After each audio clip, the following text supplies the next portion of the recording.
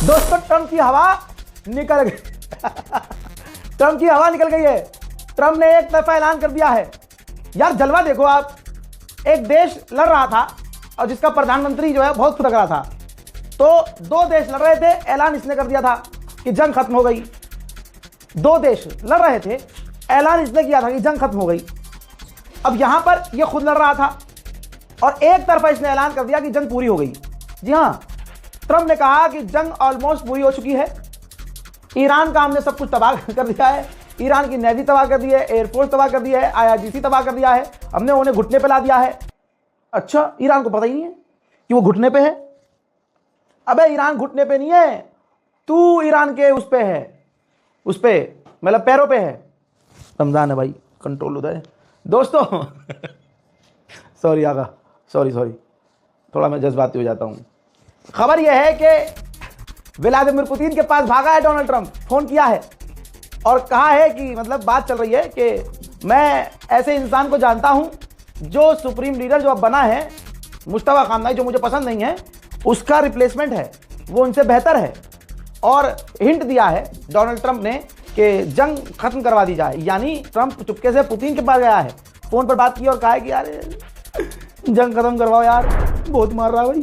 Donald Trump शुरू से सोच रहा है एक तरफा, और वो एक तरफा कुछ उसका पूरा नहीं हो रहा है। अब उसने एक तरफा बात कही कि हम देख रहे हैं कि ईरान हर चीज पर फायर कर रहा है, अगर उसने ये चीज जारी रखी तो हम उसका, ईरान का ये हमला आखिरी बना देंगे और वो मुल्क उसका आखिरी हो जाएगा, यानी पूरा मुल्क मिटा देंगे। बड़ा लंबा चौड़ा स्टेटमेंट है, शॉर्ट में बता रहा हूं।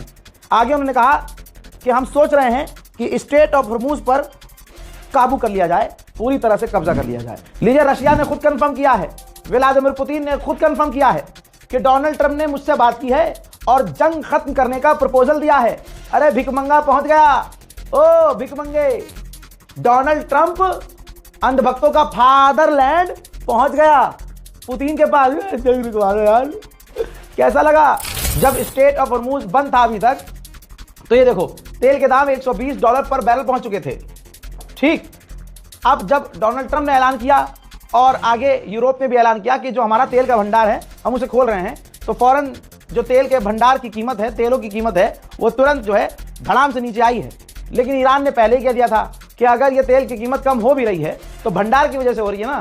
कितना भंडार है, कुछ दिन में फिर से ये तेल के दाम आसमान पर पहुंचेंगे। वहीं ईरान के पार्लियामेंट स्पीकर ने बड़ी धमकी दी है और सीधा अमेरिका को कहा कि अमेरिका जो सिविलियंस को निशाना बना रहा है ना, हम इसका तगड़ा जवाब देंगे, इंतजार करो।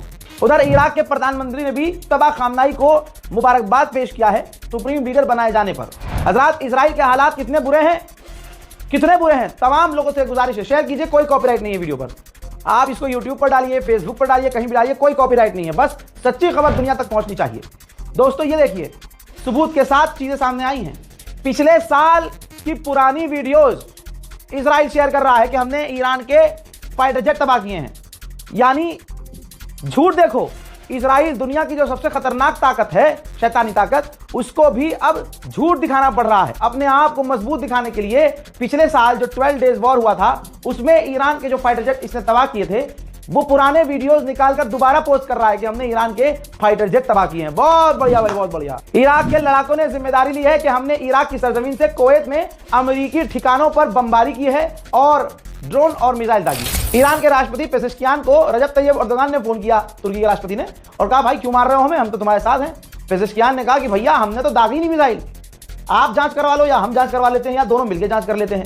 इस पर एर्दोगान को यकीन हो गया कि ये कारनामा, ये कर्मकांड इजराइल का है। बल्कि पेजेश्कियान ने कहा कि अगर आपको यकीन नहीं है तो मैं आगे की बात ये कह दूं कि मैं तो शांति चाहता हूं और मैं तो ये कह रहा हूं कि आपस में जो टेंशन बढ़ गई है इसको खत्म करने के लिए आप जैसा चाहते हैं हम करने को तैयार हैं। मेडिटेरियन सी में फ्रांस का एक एयरक्राफ्ट कैरियर है भाई। इमैनुअल मैक्रोन, फ्रांस का जो राष्ट्रपति है, वो अपने हेलीकॉप्टर में सवार होकर अपने उस एयरक्राफ्ट कैरियर पर पहुंचा है और उसका पूरा दौरा किया है। कहा जा रहा है कि यह एयरक्राफ्ट कैरियर मिडिल ईस्ट जा रहा है अरब देशों को ईरान के हमलों से बचाने के लिए। ट्रंप ने क्या ऐलान किया कि जंग जो है पूरी हो चुकी है, पूरी हो गई है। अबे ईरान ने कहा था शुरू तुमने किया है, खत्म हमारे हिसाब से होगा। ईरान के ऑफिशियल ने कहा है कि अब से हम जो भी मिसाइल दागेंगे उसमें विस्फोटक जो धमाकेखेज चीजें होंगी वो 1 टन की होंगी। हजरात, अब मैं आपको ऐसा वीडियो दिखाऊंगा जिसमें आप कहेंगे कि भाई ये तो कोई और ताकत है ईरान के पास। भाई वीडियो नजर आ रहा है कि ईरान की एक मिसाइल आ रही है और इजराइल के 3 रॉकेट एयर डिफेंस सिस्टम से निकलते हैं और ईरान के उस मिसाइल को मारने की कोशिश करते हैं, लेकिन ईरान की वो मिसाइल को नहीं मार पाते और उनको चकमा देते हुए ईरान की मिसाइल इजराइल में जाकर गिरी। तो दोस्तों, ये कौन सी ताकत ईरान का साथ दे रही है कि ईरान के हल्के फुल्के ड्रोन को भी अमेरिका इजराइल के डिफेंस सिस्टम नहीं रोक पा रहे हैं। भाई अमेरिका की ही मैगजीन है, अमेरिका की मैगजीन क्या छापा है, ऑपरेशन एपिक कंफ्यूजन, यानी डोनाल्ड ट्रंप को इस गुलाबी सुअर को पता ही नहीं है कि अब क्या करना है। जंग शुरू कर दी, लेकिन अब क्या करना है, जंग खत्म करने के बाद क्या करना है। फिलहाल अब ये सब चीजें कैसे बर्दाश्त करनी है, कैसे कंट्रोल करनी है, कैसे छींचा लेकर मिटाना है, संभालना है, उस पर ध्यान दिया जा रहा है। इजराइल के लोग कुछ ही दिनों में अपना मुल्क छोड़कर भागने लगे। इजराइल के बेन गुरियन एयरपोर्ट पर लगातार लाखों की भीड़ है। ऐसे में सायरन भी और बज गया, ईरान की मिसाइलें आ गई। अब तमाम पैसेंजर्स तुरंत एयरपोर्ट के नीचे बंकर में भागते हैं और उसके बाद बंकर का मंजर ये है।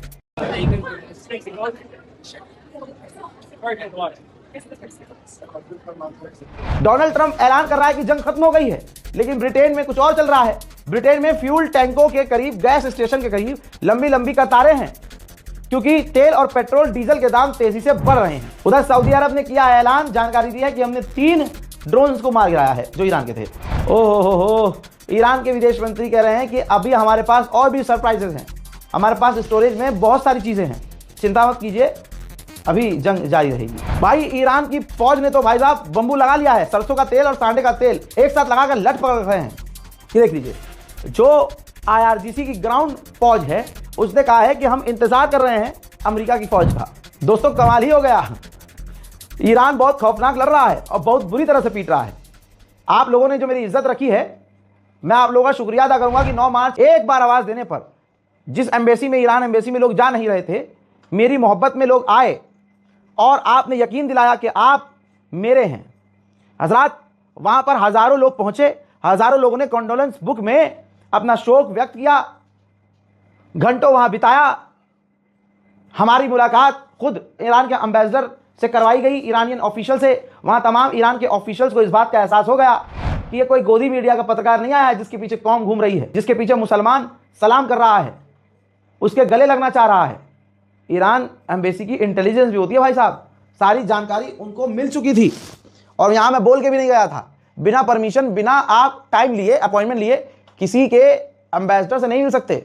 लेकिन आप लोगों ने इतनी इज्जत दिलवाई, आप लोगों का प्यार, इतना प्यार आपने दिखाया कि ईरान के एम्बेसडर को मुझे वक्त देना भी पड़ा, जबकि मैंने मांगा नहीं था। वो बेचारे खुद आए, मिले, उन्होंने बहुत अच्छी अच्छी बातें समझाई। जहां मेरा दिल और दिमाग कमजोर हुआ था, ईरान के एम्बेसडर की बातें सुनकर मेरा दिल और दिमाग काफी मजबूत हुआ। दोस्तों, आप सभी का मैं शुक्रगुजार हूं कि आप लोगों से वैसे नहीं मिल सका जैसे मिलना था, लेकिन फिर भी आप लोग, कोई दुकान बंद करके आया, कोई 300 किलोमीटर दूर से आया, कोई कल शाम को 5 बजे ही ट्रेन पकड़ के चल चुका था पंजाब से। मुझे ये बातें वहीं बताई गई हैं। मैं आपके कदमों में बैठकर जिंदगी भर शुक्रिया शुक्रिया शुक्रिया बोलता रहूं ना, तब भी मैं आपका शुक्रिया अदा नहीं कर पाऊंगा। बस वादा है मेरा, जैसी पत्रकारिता मैं करता आया हूं ऐसी ही करता रहूंगा। वस्सलाम।